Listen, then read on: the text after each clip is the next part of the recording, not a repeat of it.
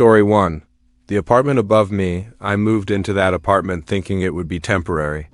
Just something cheap and close to work until I figured things out, and for the first couple of weeks, it was exactly that quiet, uneventful, almost boring.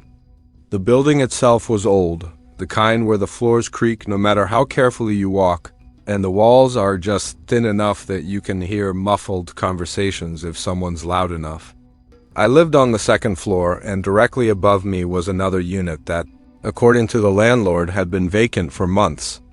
That's why the first noise didn't make any sense. It was around 2:40 in the morning when I woke up to the sound of footsteps directly above my bed. Slow, deliberate, like someone pacing back and forth. At first, I thought I was just half asleep, maybe dreaming, but when I stayed still and listened, I could clearly hear its step. Step, pause.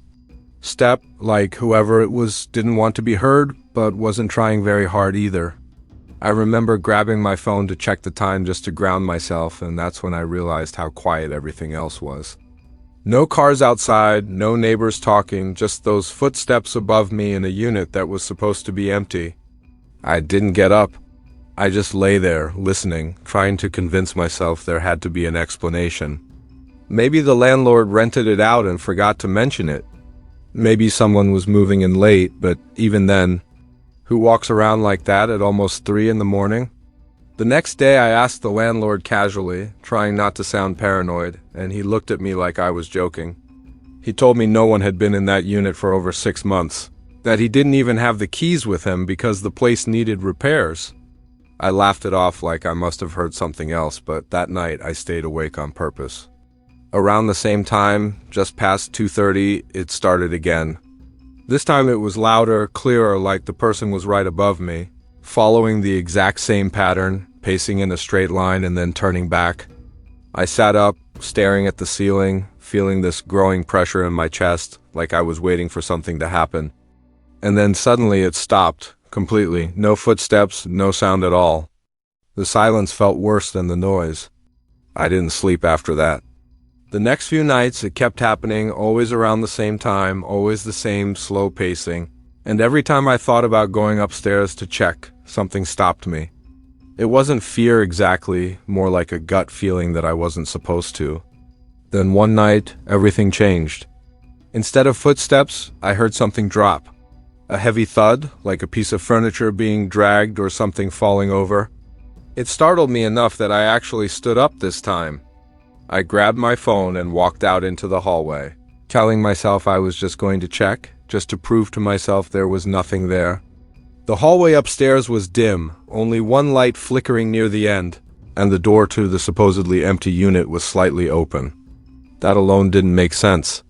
I stood there for a few seconds, just staring at it, my hand tightening around my phone before I slowly pushed it open.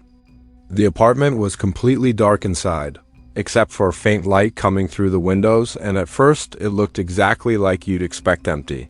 Dusty, abandoned. But then I noticed something on the floor. Right in the center of the room, there were footprints. Fresh footprints.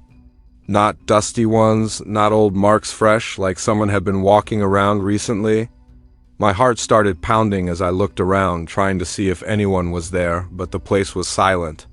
That's when I heard it again. Not above me this time, but behind me.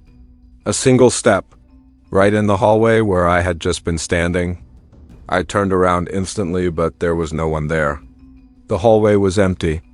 The door I had come through was still open, and beyond that, just darkness. I didn't wait to figure it out. I left the apartment that night and didn't come back until the next day with a friend. When we went upstairs together, the door was closed, locked, and when the landlord opened it, the apartment was exactly as he described, empty, untouched, with dust covering the entire floor. No footprints. No signs anyone had been there. I moved out that week. But the thing that still bothers me is this: I know what I saw, and I know what I heard. And whatever was walking above me wasn't supposed to be there. Story 2. The same passenger. I had been driving for a rideshare app for about a year at that point. Mostly late nights because that's when the money was better. And you get used to the weirdness after a while, drunk passengers, people arguing. Random conversations that don't make sense, but this was different. This happened on a Friday night. Around 1:20 a.m., I accepted a ride request from a location just outside downtown. Nothing unusual, and when I pulled up, there was a guy already waiting on the curb. He got into the back seat without saying anything.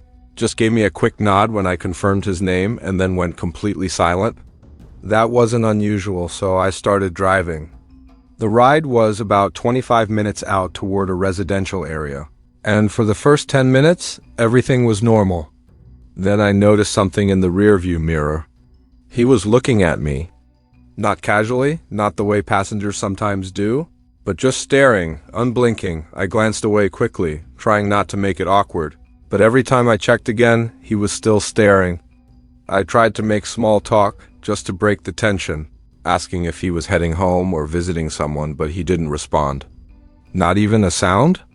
That's when it started to feel wrong. About halfway through the trip, I realized something else. The app wasn't updating the route properly. It was stuck, like the GPS had frozen, even though my signal was fine. I tried refreshing it, but it wouldn't change. So I just kept driving based on memory, since I knew the area well enough. When we got close to the destination, I slowed down and asked him which house it was, but he didn't answer. I pulled over anyway, assuming it was the right spot, and turned slightly to say something again, and the back seat was empty. Completely empty. I felt my stomach drop. I had heard no door open, no movement, nothing. There was no way he could have gotten out without me noticing. I immediately checked the app, expecting to see the ride canceled or something, but it still showed as active. Same passenger name. Same destination. I ended the ride manually and just sat there for a moment, trying to process what had just happened. I even got out of the car and checked around, thinking maybe he had somehow slipped out quietly, but there was no one there. The street was empty. I drove home after that, trying to convince myself there had to be some logical explanation. Maybe I was more tired than I thought, maybe I just didn't notice him leaving. But then the next night, it happened again. Same time, same pickup location. Same name. I almost declined the ride, but curiosity got the better of me. When I pulled up, he was there again, standing in the exact same spot. He got into the car the same way, silent, calm, and this time I made sure to watch him in the mirror the entire drive. Every second. I wasn't taking my eyes off him. About 10 minutes in, he leaned forward slightly, close enough that I could hear him breathe, and for the first time he spoke. He said very quietly, "You didn't finish the ride." I felt a chill go through me, but I kept driving, not responding, not even looking back. When we reached the destination again, I didn't turn around this time. I just stopped the car and said, "We're here." The silence stretched for a few seconds, and then I heard the door open behind me. Close, I waited. Counted to 5. Then slowly looked back. The seat was empty. Again, this time, the app ended the ride automatically. No payment. No record, nothing. I stopped driving after that. I don't know who or what that passenger was. But I know one thing. He remembered me. Story 3. The room that wasn't mine when I first moved into that house. It felt normal in a way that's hard to explain. Like everything was exactly where it should be, nothing out of place, nothing strange. And for the first few days, that's exactly how it was. I had just started a new job in a new city, and this place was cheap, which was the only reason I took it without asking too many questions. It was a 2-story house, and my room was upstairs at the end of the hallway.